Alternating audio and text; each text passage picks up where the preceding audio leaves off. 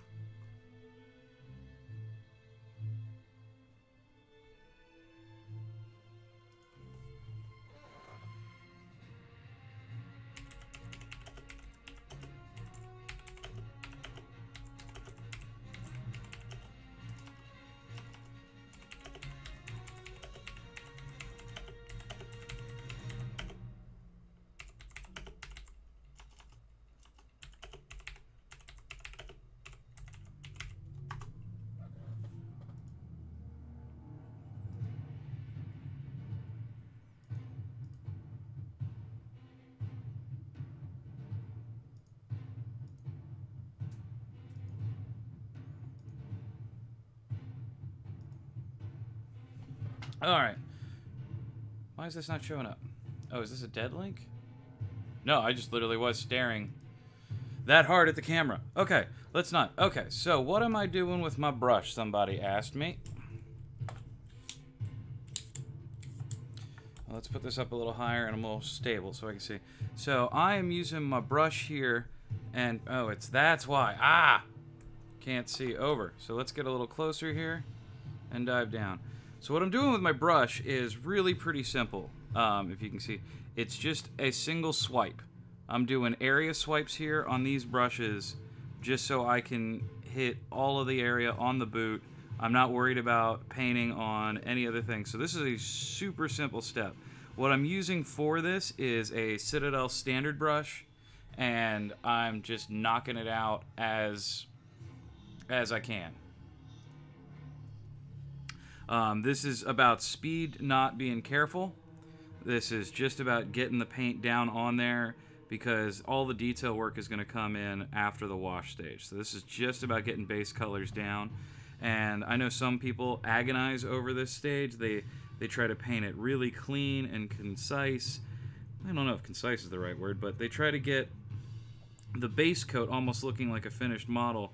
And I recommend that can be a real waste of time on you.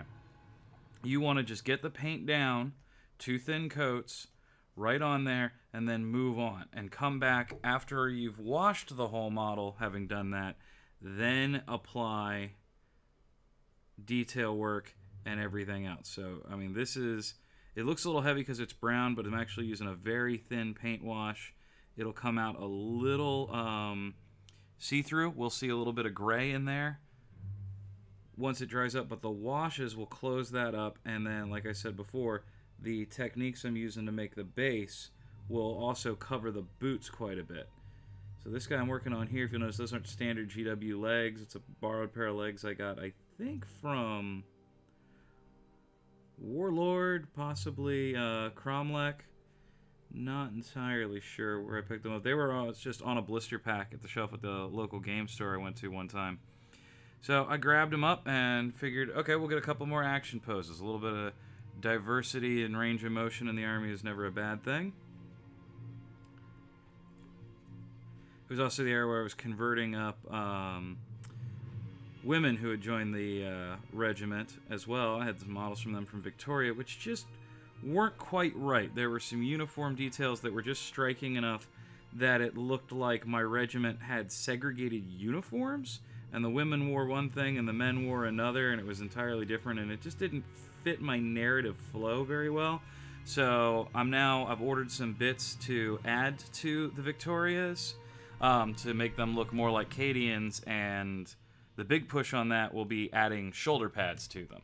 I've been requested to share this link with one other Facebook group. Let me get that on there real quick. Ding, ding, ding, ding, ding, ding, ding, ding. Oh, 2 groups. Okay.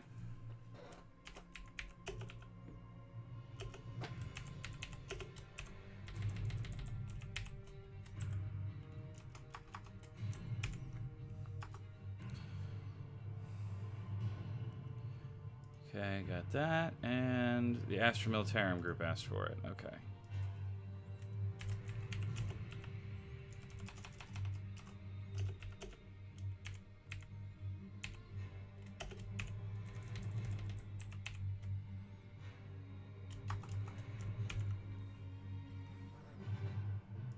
Alright, and we'll see if anybody's on wants to come by and chat as we do Das Boots. Lots of Das Boots to do, so we've got a lot of... This camera is just in the worst place, is it not, guys? I mean, is that just me, or...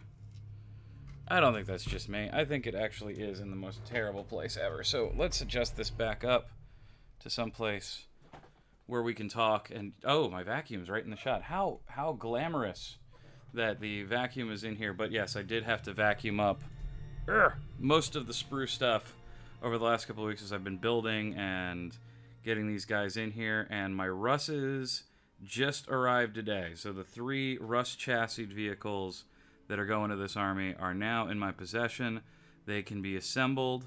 I did one of the chassis last night as a test and got it all magnetized so that when I do that part of the stream, which will probably be towards the end of this coming week, we'll get to the Russes, and that way I don't have to be guessing with myself about how I want to do the magnetization. I know which magnets I need. I'm not in danger of running out of magnets, which has happened to me quite a few times in the middle of one of those projects, just not counting them correctly, having the wrong number, and then having to stop, go to the store, get more magnets, and whatnot. Don't want that to happen. Want to go right through on those build videos, because they are going to be something else. And I get a lot of questions about that. How do you magnetize your Russes?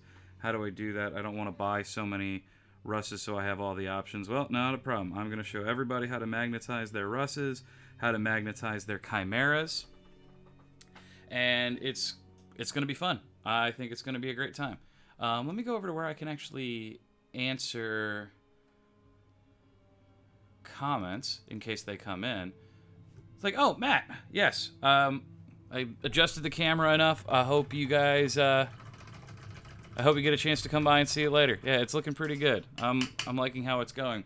The other thing I got to do more with this channel, and I'm always open to suggestions from people, is where to situate these cameras around. I'm using 2 Logitech 920Cs, and that's just what I have on hand. The plan is eventually to get a DSLR in here that I can set up, and that'll be more for the lore videos and things like that.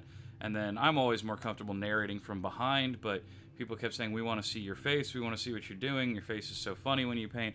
And I don't know how I feel about that, but whatever. People like my funny face, they can like my funny face. That's just the nature of it. Oh, my hair is way down on the sides today. What is that? Yeah, no. Get around there. People are going to think I have a normal haircut, and that's not what... I don't go through the trouble of this haircut so people can go, oh, what a normal-looking haircut you have, Riggs. Yeah, that's not what the goal was. The goal was to stand out in the crowd and get noticed, which I've generally been pretty good at my whole life. The loud, boisterous voice is also a big key component in that strategy. Okay, we got 3 more pairs of boots to do, and then I think, yeah, we're going to move on to pants today. Pants is going to be another quick step. It'll probably get on to where we've painted the boots, but that's fine. That blending and all, like I said, is going to get covered. The bases of these are pretty intense and high, and I'm not going to spoil that for when it is there. But I put a lot of work into my bases. I find that they can really pop an army over from, hey, that's a pretty cool looking army, to, wow, that's an amazing army. So we're going to be doing a lot there. And these guys are a narrative themed army based on their fluff I've written for them. They're an amphibious assault army. They specialize in landing with transporters that land in the oceans of worlds. Essentially, imagine a World War II mulberry that is dropped from orbit into the ocean and acts as a staging platform for amphibious regiments and chimeras and other landing craft and on Valkyries to go screaming off towards shore and attack from where the enemy wouldn't expect it, because who orbitally invades into an ocean? Those of you who said Fulgrim, well remembered, but not what I mean. But thank you. I think some of the amphibious... And the reason I've done that is I just really like 40k amphibious combat. The few times it's been brought up in the lore over the years has always been fantastic. I loved Fulgrim going after the Lear and Lair, Lyre, Lair. Somebody else can correct me, because trying to get Games Workshop pronunciations is something I'm not a stickler for over here in the U.S., because these are words that are being heard probably by somebody spoken with an English accent to somebody likely with a different English accent, then interpreted, adjusted, had letters and apostrophes added sort of D&D DM style to add the exotic flavor to it from what people are normally used to seeing in their day-to-day, and then coming up with a pronunciation for it. So I really don't know where it goes, but I'll put it this way. When a Games Workshop player or a 40K player comes from England, or I meet somebody when I'm over in England and they tell me it's Robot Gilliman or Robot Gilliman, I believe them. Gulaiman, Robute, I don't argue. Whatever the guy who heard it first from somebody who has the same accent as the authors, that's who I trust. Thank goodness Dan Abnett does so many interviews, or I would never have the correct pronunciation of half of the ghosts. Which I think linguistically is probably my favorite series for just 40K language that has been come up with. Gak, Feth, the different names for all of that, and the different talking points between the Belladon, the Tanith, the Vergast, Vergastite, Vergasti? Could be Vergasti. I think it's Vergast, though. I think it's them. The only reason I'm bringing them up also really is I'm currently rereading all of the Gaunt's Ghost series, because I picked up the War Master, and I haven't touched it yet. I got the special edition of it because I realized I missed a couple of books. Over the years, when I went and I traveled for a while, and I left the hobby behind because I was just not able to play, but I was always interested, checked in on the website. But I missed Armor of Contempt up to what's right before War Master. I can't remember, but I didn't read Armor of Contempt, so I'm reading it now. I've reread all the way through First and Only, Ghostmaker, Necropolis, Honor Guard. I want to say it was Honor Guard. No, couldn't have been. Straight Silver Honor Guard, Guns of Tanith? Anyways, someone I'm sure in the comments will correct me on my list, but I just finished his last command, and Colonel Wilder, I only knew you for a short time, but Colonel Wilder, that was a good guy. Good guy. If Gol Kalia speaks up for you, I'm a big fan of you. Unless it has to do with matters of parenting, in which case, Gol. Talk to your kids, Gol. Talk to your kids. I really hope your name is Gol, or all the emotional impact went out of this. If it's Ghoul or... Not gonna go there. But talk to your kids. They need you. Being raised by Catherine and Tonya, as I'm now understanding from Dalen in Armor of Contempt. Talk to your kids, Gol. Okay, so we are boot done. I think let me check the model range here of what we've got on our stack. Let's bring that over.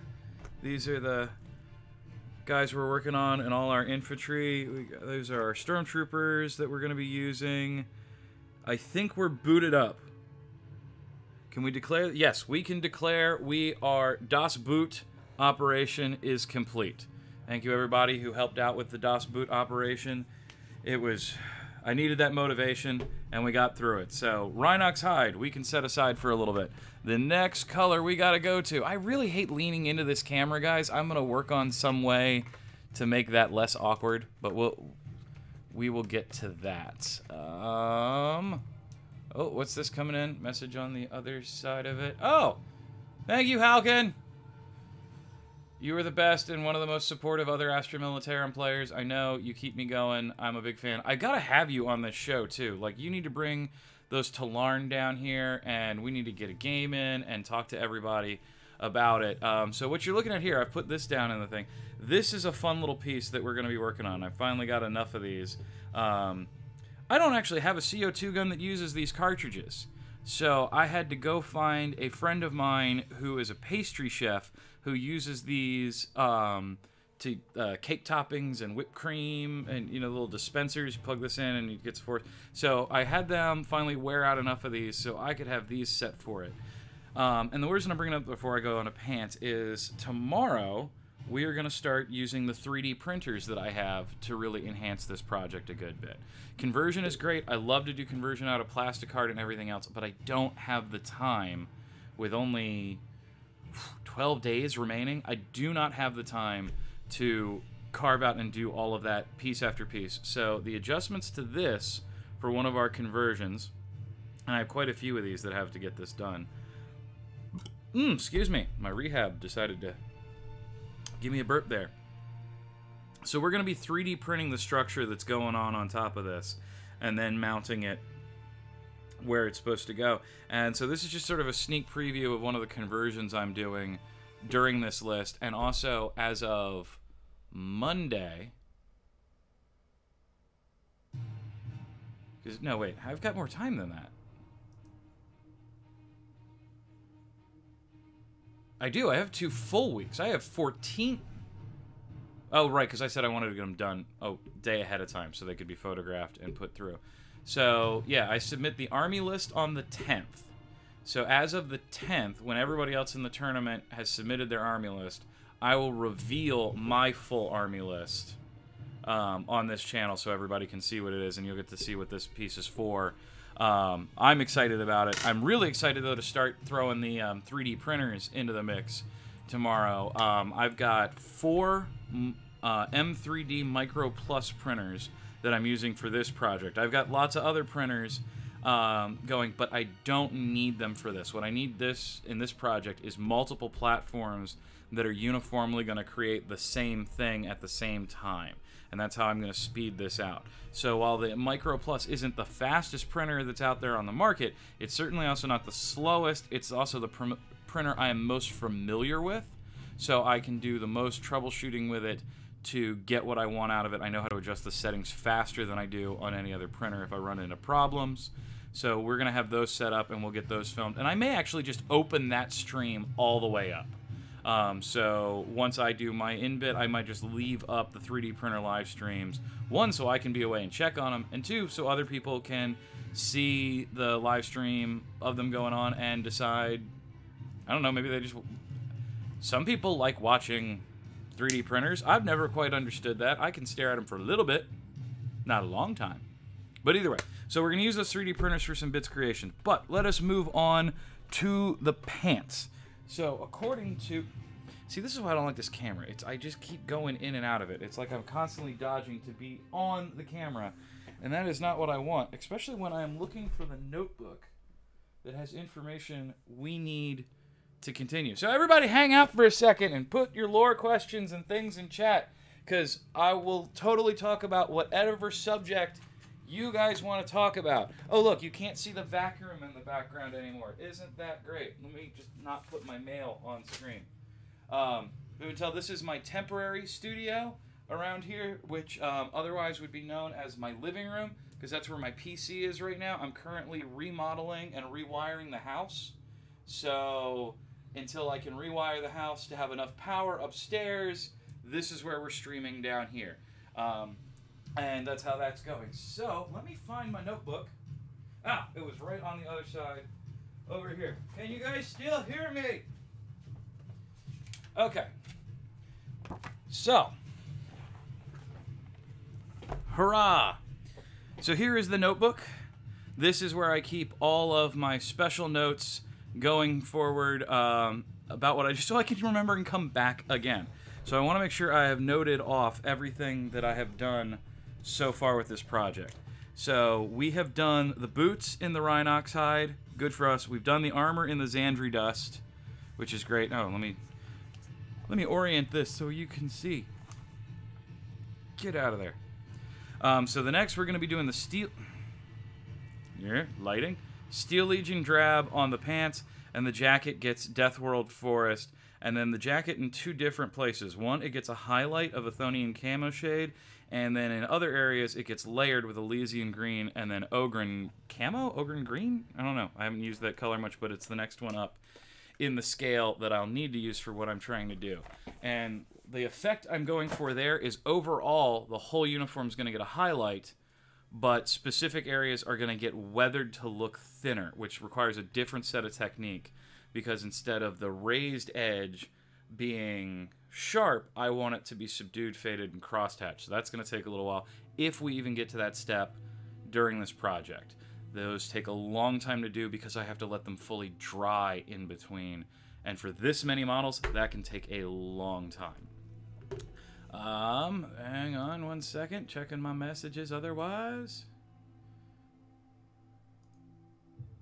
So we've got everything. Like, imagine how much more difficult this is going to be when I have a Discord to watch at the same time. But I like Discord. It makes things easy, so we'll see how that goes. So I'm going to prep paints because I don't see my Steel Even Drab down here, which means it was probably borrowed by somebody else in the studio. So I'm going to run over the studio real quick. I'm going to grab that, and then I'm going to come back. I'm going to leave you guys with some awesome music and occasionally me shouting from the distance about where my paint is. And then I'm going to be back, and we're going to do ourselves some pants, because you need your guardsmen going into battle with pants. Otherwise, they'll get scuffed knees and yelled at by the commissariat and other things. And just who wants to go to war without pants? That's dangerous. That's no way to go to war unless you're a Scotsman, in which case you got the kilt. And I'm rambling now. I'm gonna go get my paint. I'll be right back.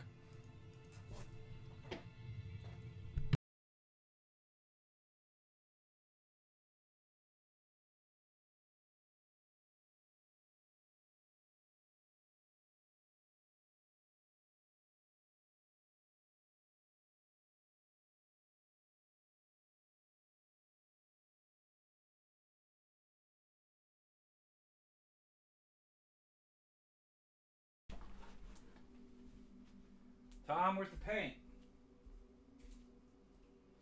The Death World Forest. And the Still Legion Drab. Neither of them were on my desk, where they were sitting, with a note earlier. Do not take.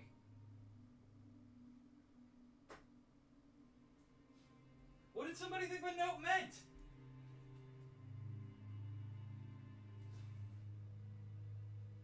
Nope, I found him. I'm going to kick Matt right in the nards, though, because there's my paint on his desk. And I don't like that. In fact, here's my note. Do not take. I'm sure Matt had a good reason. Well, I'm sure Matt had a reason. We'll see if it was good when I get back.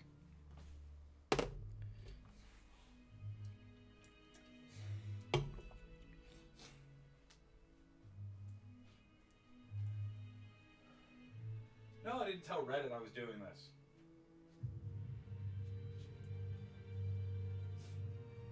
Because until I get a better comment system, trying to answer Reddit at the same time I'm doing painting the stream, the Facebook comment stream, and I still am trying to plan for the time to be able to do the Discord stream. Adding the Reddit stream in there, I mean, find me a better way to look at all those comments, and I'm in.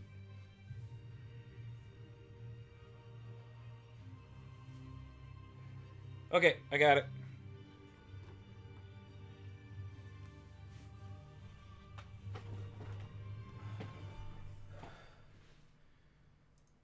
Okay, I'm back. Don't you love it when you find your paints on other people's tables with the note that says do not take right next to them on their table, which is previously on your table? See, multiple studio problems with people working on different different projects for different IPs and different iterations, and it's crazy. In the studio right now, there is a Malifaux gang that's being painted up. I think it's Neverborn. Yeah, it's Neverborn. And recognize that teddy bear is Neverborn anywhere. So that's getting done. And then we have this army getting done, which is all on me. And then there is a Flames of War. There's 2 Flames of War forces, actually. There is a German and a British force being done. So we can do the battles of Hell's Highway. Arnhem and Eindhoven and all of that, along with American paratroopers that are pretty much done. Thankfully, we got them done years ago, and not much has changed in those models in that range. The U.S. paratroopers are still the U.S. paratroopers, and that's great. We're just waiting on rules for most of our stuff. So if I can reach out to the folks at... who makes Flames of War? Battlefield? You know who you are. You're in Australia, and you have a regional office in Delaware near me. We need rules. If you need people to help you write rules faster, we're out here. Come get us. We'll help out. All of the LGO network, anybody at Free Company Games, they would all love to write World War II's rules for you so you could publish them, sell them, make money, and we could play with rules. We'd really like that. Let's see. What else is getting done in the shop today? Let's move a couple of these guys out here. These guys are going to need uniform pants.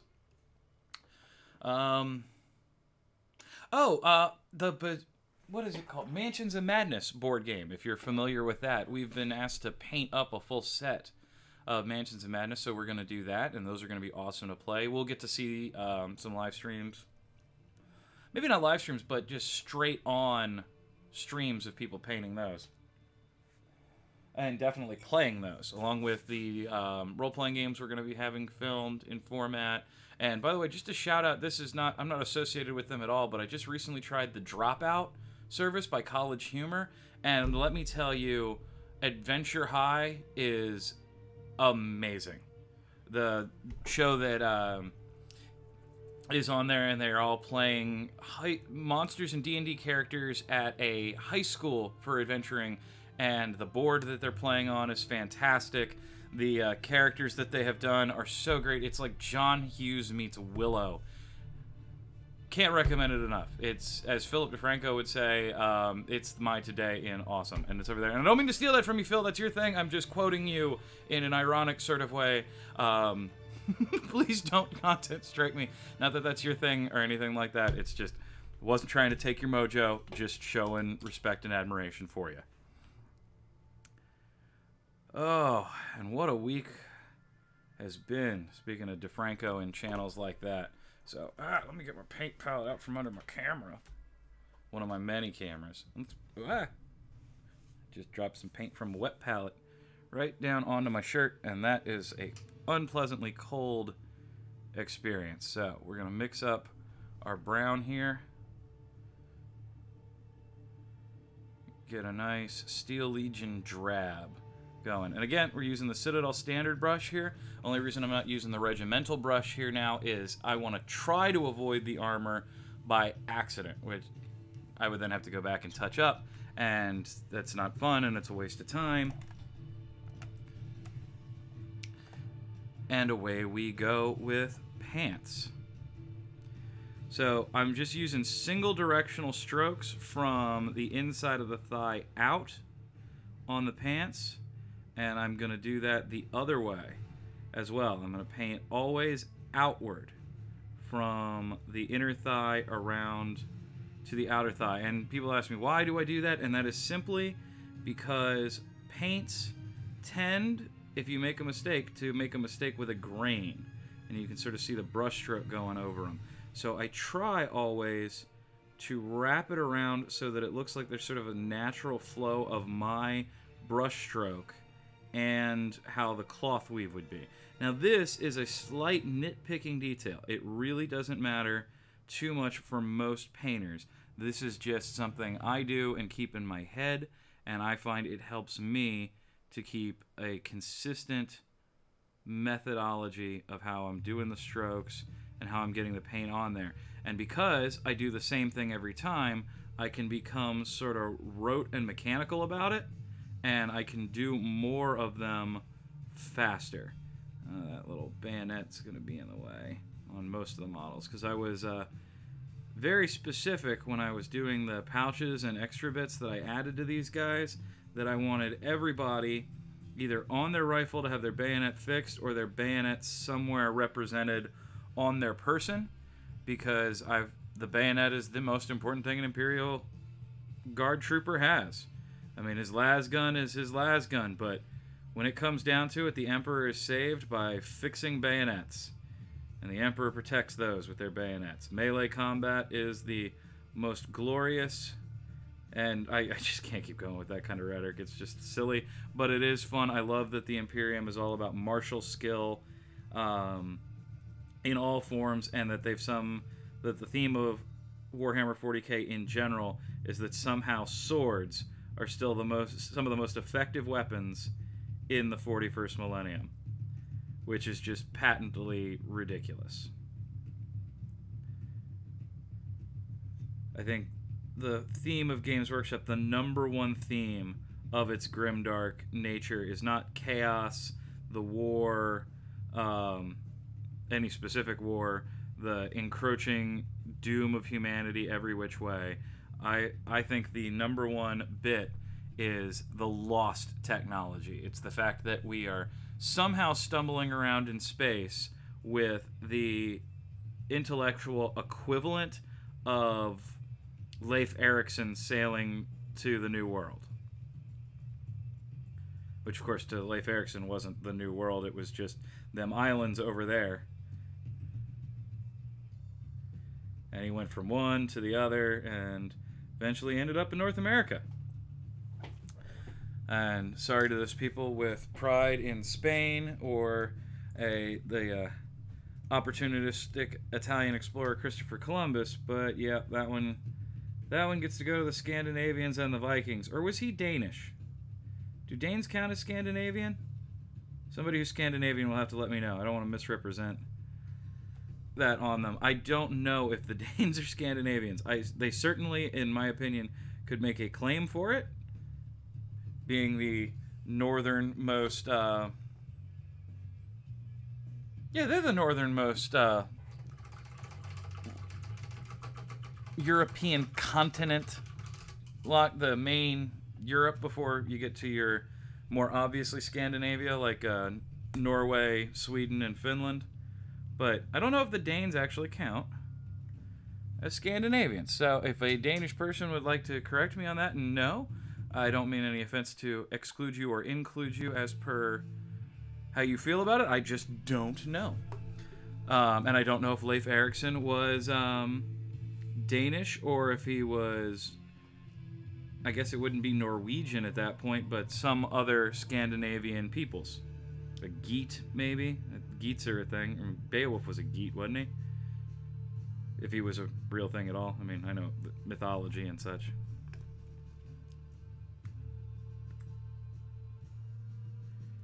A little flake of something in there. How'd that get there? Okay.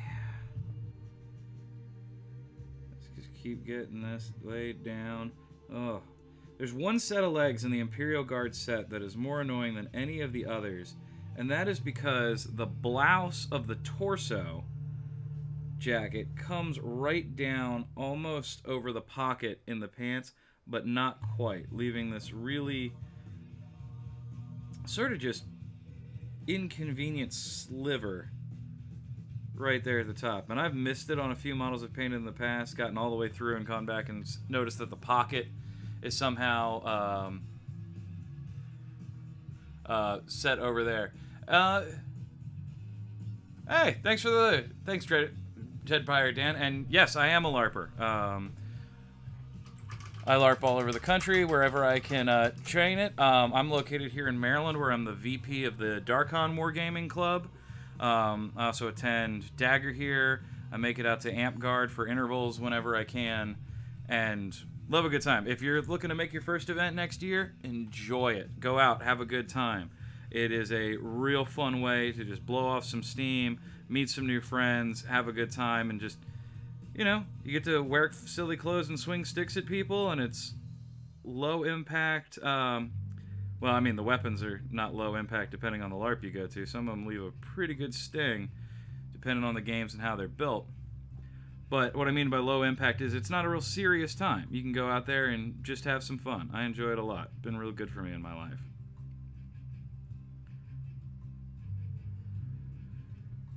If you let me know where you're located, I can actually recommend some LARPs in your area to you that you might want to check out. because they're all different themes. You got your medieval LARPs, you got your post-apocalyptic LARPs. Dystopia Rising is one I'm going to check out soon. It's a dystopia, obviously by its name. It's a post-apocalyptic LARP set in a world that has had a zombie invasion and survived it, and you are all the survivors putting together the pieces in sort of this wasteland, and it's a lot of fun. Is Empire by Profound Decisions? Oh, okay. I actually don't know much about UK LARPs. You're going to have to come back on another stream and let me know how that is. I would love to hear about that. Some of the best LARPs are over there in Europe. We're constantly impressed and constantly trying to match up to their examples. Their costuming has us hands down beat. We have one here in North America that is pretty similar level to some of the European LARPs. It's called Beacoline up in Canada. And it's crazy. Monsters on stilts that have to come fight you. Cannons, huge troops of guys. I know a bunch of people that go. I haven't made that to myself, that one. Oh, 4 events a year. Okay. That's a good number of people for an event. Yeah, in America, our LARPs are generally once a month. The LARP I help run, Darkon, is every other weekend, every other Sunday. We have a day event, and then we do a bunch of campouts, like 7 campouts a year. Our average attendance for a day event is anywhere between 1 and 100, but we've been trying to raise that lately. We've had higher attendances in the past. When our documentary came out, we had a huge influx of attendance from people all over everywhere wanting to come check out this thing they saw at the ITC festival. If you've never seen the Darkon documentary, I ask as a personal favor that you don't go watch it, and that's simply because I'm in it. And I'm very young when I'm in it, and I'm horribly embarrassed by the things that I did during that documentary. But aside from that, I guess it's okay. We didn't do the documentary ourselves. A film crew came in and did it for us, and I don't know. They did what documentarians do, but I do disagree with how they focused on certain people to establish them as the norm. Cool, thanks, man. I can't wait to hear about it. I have to look up Empire. I haven't been back to the UK in a while. I need to take another trip over there before it becomes any more difficult for us Americans to travel internationally. I said I wasn't going to talk about politic things, but yes, I need to go to England before too much longer, and I will have to check out Empire when I'm over there and time my visit around that. But I have not been to Nottingham Games Workshop headquarters in quite a few years, and I'm really interested to go see the changes that have been made, and I can't wait to eat at Bugman's again.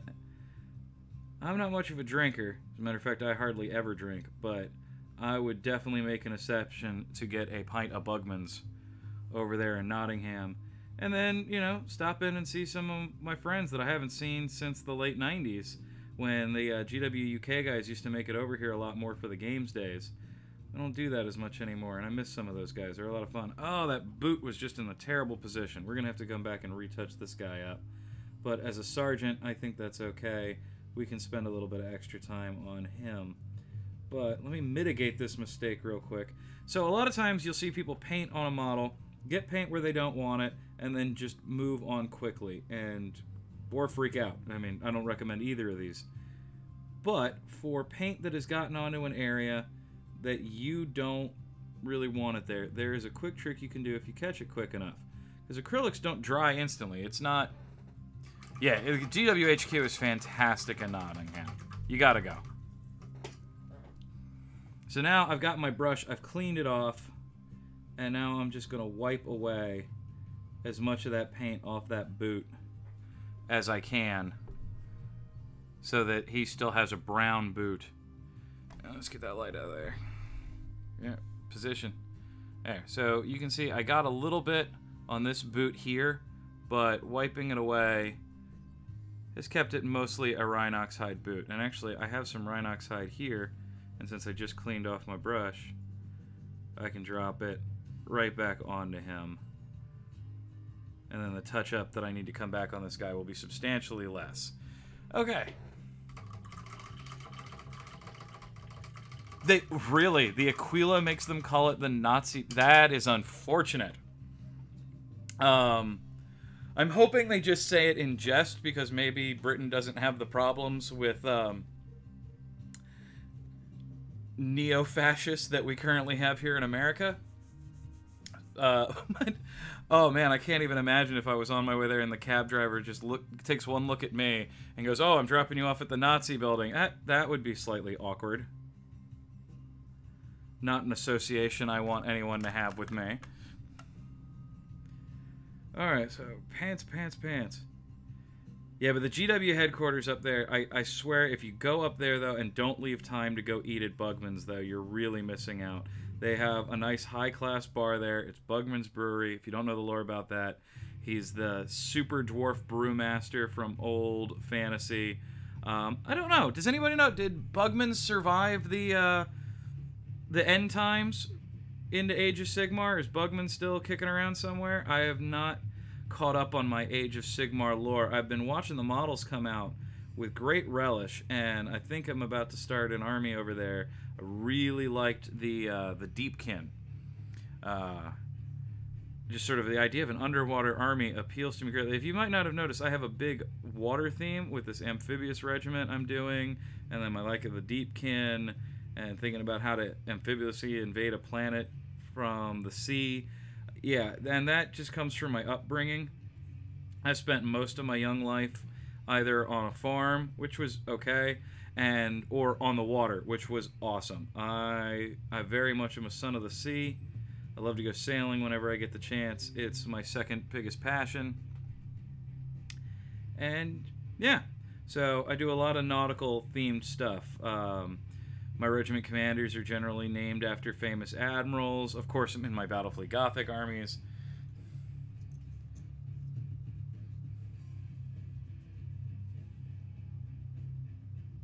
I get you, Dan. Yeah, good stuff. But yeah, I really... So, like, I've got Lord General Nelson, which anybody in the UK, I'm sure you can recognize what I'm stealing that from.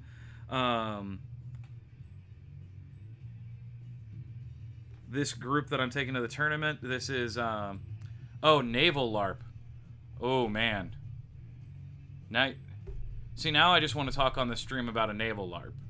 Like, cannons that shoot... Nelson rings a bell. I'll bet it does. But I do other ones. Like, I got Drake is one of my Inquisitors, named after Sir Francis Drake. I have other ones written in my notebooks because I can't remember them all in my head, but like Walter Riley I've used, the guy who first landed in Virginia, set up the colony, named it Virginia, actually, after Queen Elizabeth. So yeah, I got all of those guys. I use World War II commanders from the British Navy. I don't use American commanders from World War II as much as I use the British ones. Even in, like, I don't have a Nimitz or I don't have a Halsey. And the only reason I don't is I'm in America, and those references are so easily grasped over here, they become sort of cheesy.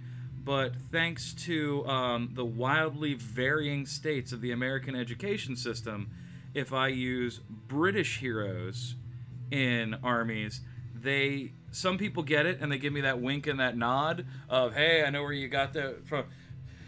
I first learned about Walter Riley on Blackadder. It wasn't until I saw a movie with, I think it was called Elizabeth the Golden Age, but that's when I started looking more into what he was and where he was. Because I'm from Maryland, not Virginia. In Virginia, they know all about Walter Riley. In Maryland, we tend not to study how the state got founded because nobody likes bringing up Bloody Mary. Everybody likes to just go, yes, King Henry VIII died and Queen Elizabeth became queen and the Protestant Reformation continued. And in American schools, they just leave out Queen Mary. They just don't even want to have to explain Catholics killing Protestants and whatnot. They were all the time with it. As a matter of fact, you'd be hard-pressed to find an American high school student who didn't do some advanced AP research studies who would even know who Oliver Cromwell was. And that's That's kind of sad. My family is very British.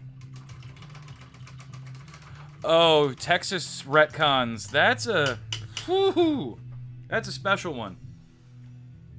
It gets weird in Texas. Texas is the largest school system in the state. In the states. All of them together. Texas is the biggest one. So when Texas makes a revision like that, and why so many people try to put revisions into that, is the companies that make the textbooks, whatever textbook they have to make for Texas is the textbook they will generally make for everyone else. Because they've already had to make so many for Texas, they might as well make that many overall and save cost in production. So the whole nation looks at the Texas school system very closely, and a lot of crazy ones get proposed. I will say this that's good, and I will say this for Texas, because I've been to Texas many times. A lot of my friends live in Texas, in the Austin, Dallas, and Houston areas. I've got friends in Corpus Christi. I've got friends over in Texarkana. A lot of those retcons you see don't ever make it there. They're proposed, they go into a charter school, they're a place... But thankfully, they don't actually make it into many of the textbooks. It is still a problem, though, that we have to work on rather regularly, is revisionist history in America, because you would not believe some of the things that Americans have come to believe about America and about the past. I think the most egregious one we saw recently was there was a textbook that came out and said... the Native Americans gave up their land and moved peacefully elsewhere so the settlers could set up their camps. And thankfully, all of the U.S. went, wait a minute. Look, even those of us that are, you know, cool with expansionism and manifest destiny went, that is not how that happened. We did not go down that road. Nobody moved nicely. None of that.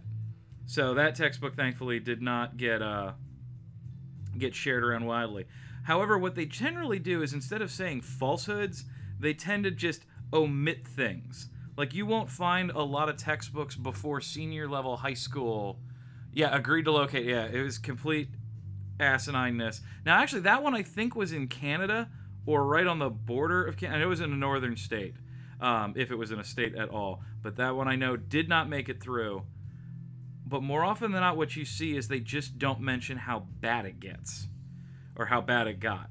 Like, Wounded Knee, one of the biggest massacres in the Indian Wars, not mentioned. Trail of Tears, glossed over. What an absolute prick Andrew Jackson was. I almost said Alexander Hamilton and was like, that's not right. But Andrew Jackson is just sort of left out. We leave a lot of that out. As a matter of fact, most U.S. students don't even learn who all the presidents were. There's a lot of them who they just skip over. Like, here's a fun one. If you want to look something up in Wikipedia, go learn about a guy, and then just ask random Americans you meet about him. Ask Americans how they feel about Rutherford B. Hayes, who's a president of our United States. He was an elected president, and if you ask most people around, they will not know who the hell he was, what he did. And the truth is a lot of our modern study is based on stuff he did. So, yeah, we got education problems. We do. It wasn't as bad when I was in school, thankfully. We had a pretty complete education. We learned civics, which isn't taught anymore. We had life skill courses that taught us how to balance our checkbooks, how to do basic cooking, how to fix a button that fell off a shirt. Just really simple, prepared for life skills, and we don't anymore. And I would understand that. You used to party with Rutherford B. Hayes, Don? You're going to have to tell me how those parties went. I imagine they're stuffy. Very, very stuffy and cigar smoke filled, and yeah, that's about the way I would feel about partying with Rutherford B. Hayes. But yeah, we just learned about our colorful presidents, and oh man, did we have some colorful ones. Like, when we learn about Andrew Jackson, we don't learn about Andrew Jackson and the Indian Wars. We learn about Andrew Jackson kicking the crap out of... Sorry, you mentioned climate change, which makes me have to sneeze. I'm allergic to that. Oh, hang on one second, guys. I'm getting a call.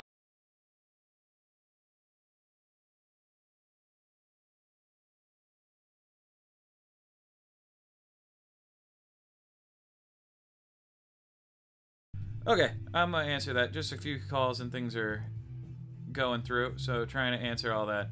Stopping civics lessons seems weirdly insidious considering the climate. You are 100% right, but it's cart before the horse. They stopped teaching us civics, and then we got into this current climate. They stopped teaching civics in high school in early 2000s.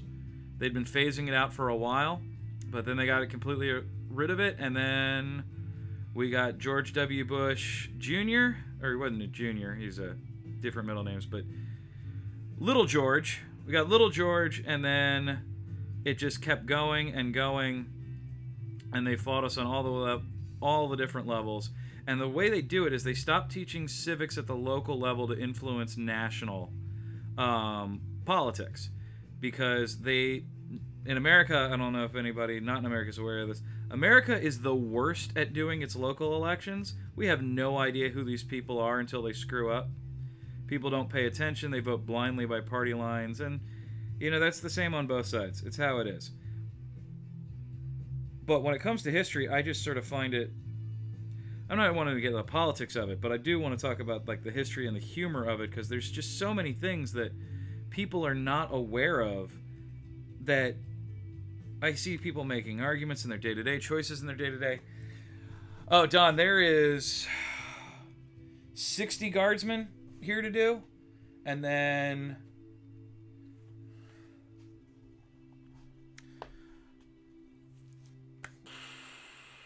another 10 scions, and then support staff. So all in all, about no, not that many. Maybe 80 infantry for this force at 1750 points, which isn't too bad.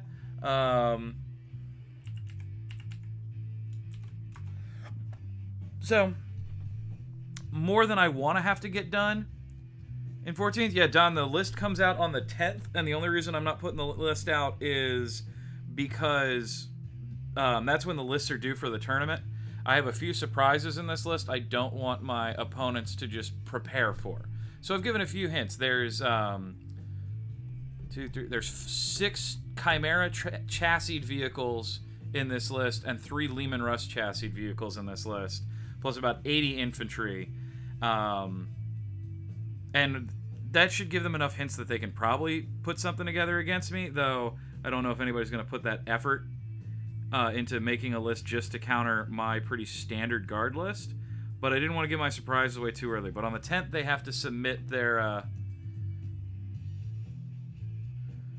Oh, Don, you know. Oh, sorry, I didn't recognize the name. Yeah, you... Right, so on the 10th, I'm going to release my list just because those lists are locked in at that point, I'm assuming. And also, it just gives some suspense for the channel. What's he going to paint next? I hope. I have no idea if I'm just being silly about that. But really, this was just a way to get me streaming again, get me painting, get me going. Because I used to have a streaming channel. I was running it pretty well. It's called the LGO Network, or Let's Geek Out. And it was doing pretty well. We had interviews with Andy Chambers, with Brian Fargo. I appreciate that, Don. That's a very good strategy of it. Just let them know what's over the horizon, but they have to guess what they're going to see. I think it'll be a competitive list. Like I said, I haven't done competitive in 8th yet, so this will be my first time through. I was heavily competitive in 3rd and 4th. I know that those are 2 completely different beasts, and we've got a whole different era of gaming and mindset about it. I'm not sure when it developed over the years, but I like it. I like a good competition. There are parts of the competitive community I have and so much like that I've seen, but I haven't actually run into any of that personally. I just hear the guys on Long War and Frontline Gaming kind of complain about it, and I'm good at that. Dan, you gotta stream to paint. I am painting faster than I ever have in my life because of it. I have not missed a paint day because of it, and man, do I wake up some mornings and I'm like, oh, I gotta paint. I gotta get so many more steps done. My treatments have to get done. If I don't do this treatment today, it's gonna set me back 3 days because it's gotta dry and all that. I stream, I get on here, I get the painting, and I get it done. And it motivates me to sit down, do the work, all the things that are so annoying in painting. Because, like, even today, I woke up and I was like, you know, I could paint and I could stream, or I could play some Fallout 4 before I never want to play Fallout 4 again because Fallout 76 is coming out. But no, I stuck to my schedule, put the stream on. Here I am. I'll play some Fallout 4 in a little bit. Oh, completed? Yeah, I got one. He's not, well, he's not 100% done, but he's done for the full color scheme. Let's see, where is he? So let's see if we can get the light right on this guy. Pull this up. Down, up, over. There we go. So this is them. Let's focus in here a bit. It's the Xandri Dust khaki armor. It is Deathworld Forest green uniform overcoats and Steelies and drab pants with Rhinox hide boots. And that is their general scheme with, what is that, XV88 I used for the webbing. And that's how they're going to come together. I'm building a theme of sort of mixing and matching various tones from... Thank you, Don. I'm mixing tones from British and American World War II uniforms to sort of combine them together. The uniform palette I'm pulling through was a theoretical uniform that was designed for a combined British-American army in case of furthering hostilities with the Soviets after the war.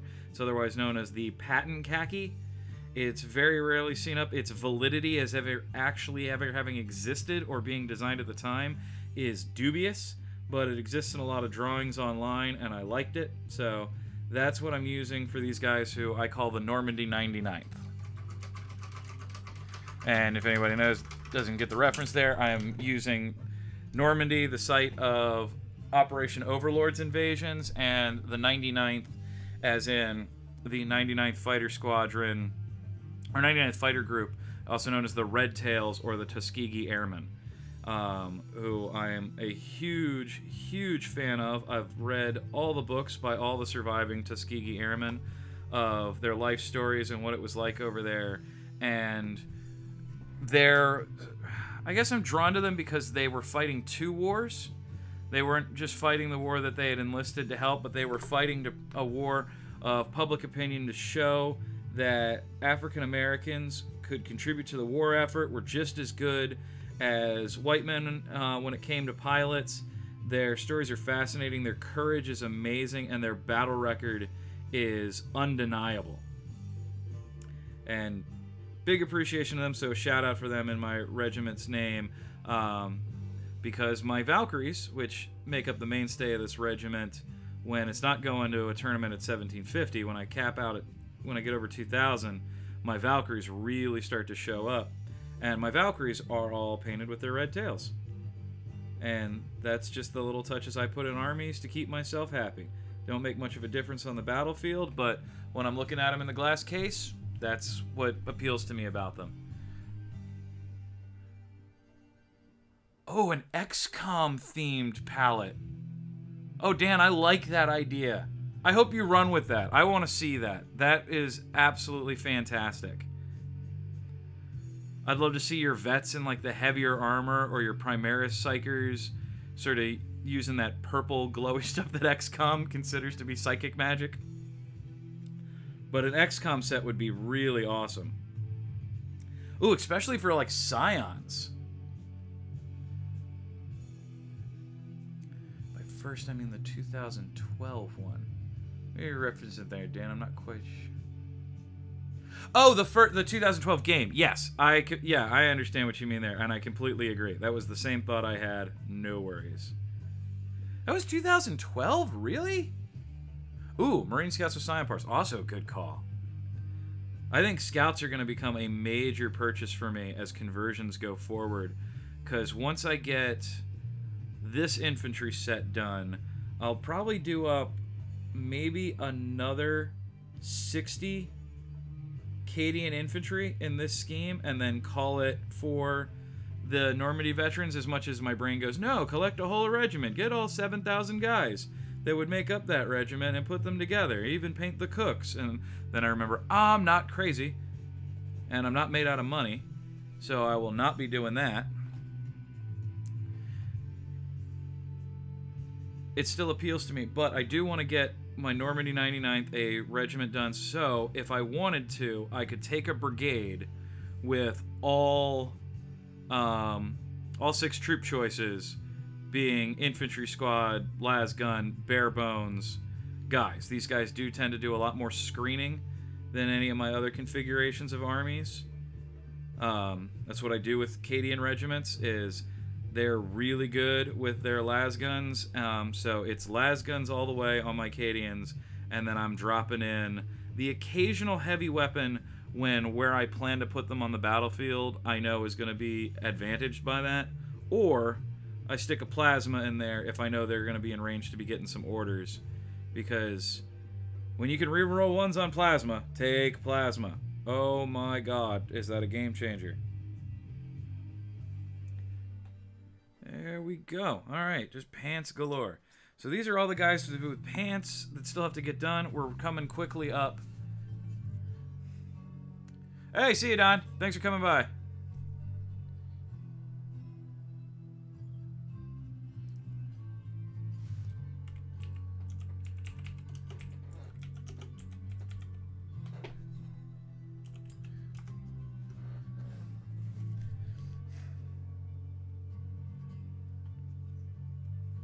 Well, you guys know each other now. Don, Dread Pirate Dan, Dan, Dread Pirate Don. Well, I guess Don's not Dread Pirate. I don't know. I'm going to keep focusing on painting and answering you guys' questions as it comes up. Anybody out there watching have where are you guys at in your Horus Heresy reading? I am finishing up First Heretic now, having skipped Nemesis. Because more of my friends wanted to talk to me about First Heretic than Nemesis. So I'm going to go back and read Nemesis after First Heretic. So far, not a big Word Bears fan. Not at all. Wasn't ever, to be perfectly honest. But reading First Heretic has not made me any more sympathetic to Lorgar. And reading Thousand Sons did not make me any more sympathetic to Magnus. I talked about this last night. Having read Thousand Sons, I now can firmly attest that Magnus did several things wrong, and if I need to, I can lay them out point by point. I'm not saying the Emperor did everything right.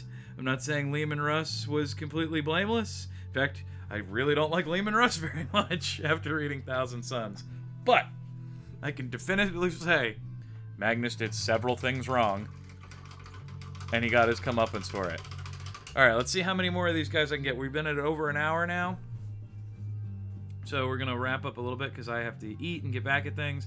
There'll be another stream tomorrow and every day up until the tournament. And there will be mini streams from the tournament as we go. And then full later after I've gotten a chance to get home, do some editing and all of that. There'll be full out battle reports from the tournament. I'll be playing in 3 games at the tournament, 3 different mission scenarios. And I'm excited to actually show off what Damascus Power Fisters has come up with for their tourney, because the 2 later scenarios are really kind of wild, and I'm really looking forward to them. One involves an Eldar Webway gate right in the center, where if you go through it you might come out at a random objective, and another involves the objectives falling from the sky, essentially chaos debris landing and going about, and really like that idea. So I think the biggest thing I'm looking forward to is it's not the standard ITC missions that other tournament players will have played again and again and again. The first one kind of is. It's Scorched Earth, slightly modified, where you can torch the objective once you've held it, which I haven't decided. I'll have to play that tactically when I get there. Is my job going to be to get objectives and toast them? Or do I try to get them and hold it? I think I'm going to be toasting them.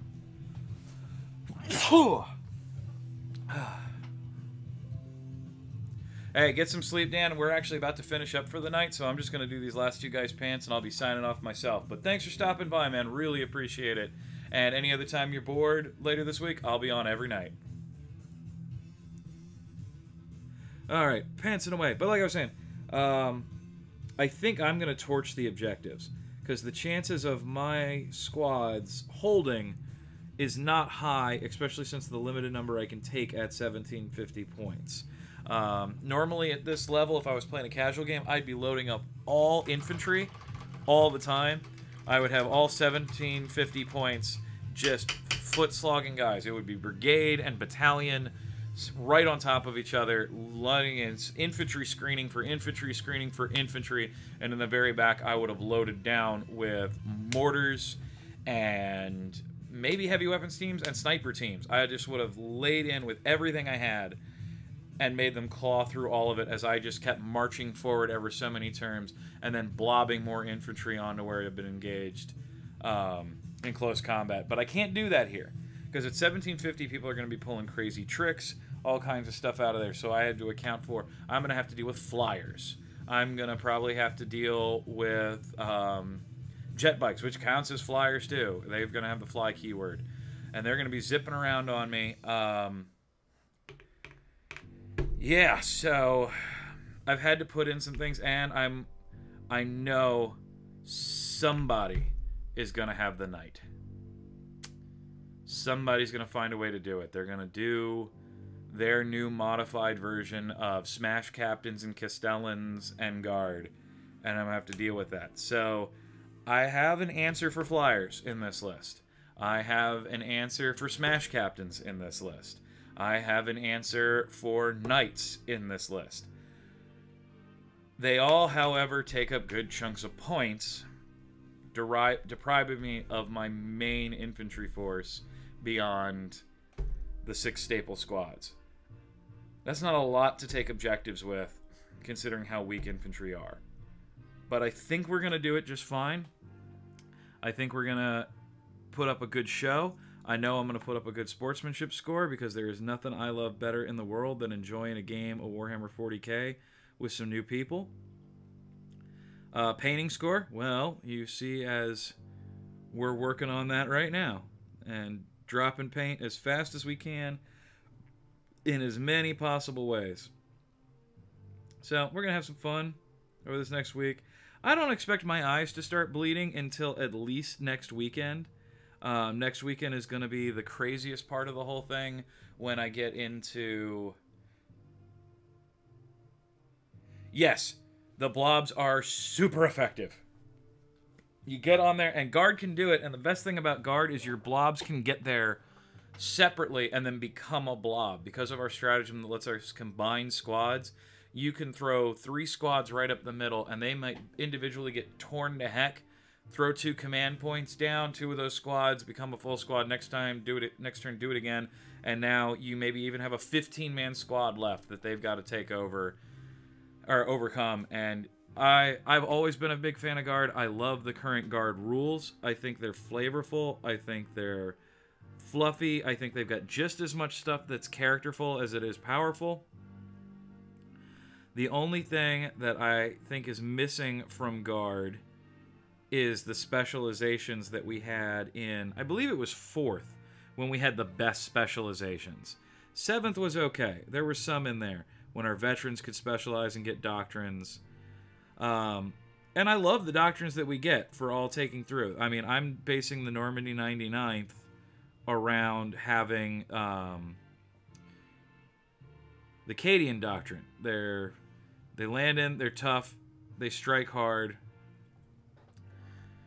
They set up positions, and they just fire and fire and fire and fire. And their accuracy is what holds them through. Oh, you and me both, Dan. The Orc Codex, the Orcs are my second army. I have a Marine Force around here I never finished doing, because I could just never inspire myself to really be a Marine player. Like, I designed a chapter, it was very cool, but just never sunk with me. However, the Orcs are my absolute favorite thing in 40k. Imperial Guard versus Orcs, I've said it many times, is 40k to me. Everything else just has a diminishing degree. The further and further I get away from Imperial Guard fighting Orcs, I get less and less interested, and then eventually all the way up to Chaos, where I'm completely disinterested. Sorry, I know I'm a minority opinion in the community. I could not care less about the Long War of the traitors versus the loyalists, and I just couldn't. Nothing about Chaos interests me. It doesn't appeal to me. It's all edge, no point. That's how I feel about Chaos. And I'm sorry to Chaos players. You guys do great work. You're all fine. It's just in my brain. I cannot be excited about Chaos, and I can't be. Okay, so that is pants. They are on. There are 5 guys here without pants, weapons teams, and 3 other dudes that just don't have their pants painted on yet. I'm going to hit them later because I've just run out of paint and I don't want to restart a whole paint set on camera, but... Oh, I love the Speed Freaks, man. Speed Freaks. Love them to death. Give me my Orc Cult of the V8. In the camera. V8 Cult. I'm all for it. Let my orcs ride shiny and chrome to Valhalla. And that is how it is. But that's it for tonight. Everybody get some sleep. We're going to come back at this tomorrow. We'll be doing the jacket pieces then. And tomorrow we're going to do a slightly longer stream because once we get our treatment step done, I'm going to stop and I'm going to pull out and we're going to do one of the characters for the army. We're going to paint him up while we're discussing his lore and his background. And that's going to be a lot of fun. And I hope some people can join me. That stream should be tomorrow at 7, I believe. I will be posting in the Facebooks and... Fukushima Comic Crazy Speed Freaks. Like it. Hey, anytime, and nice to meet you too, Dance. Thanks for stopping by and supporting the channel. And everybody else there, please drop a like and subscribe so you can see my other stuff.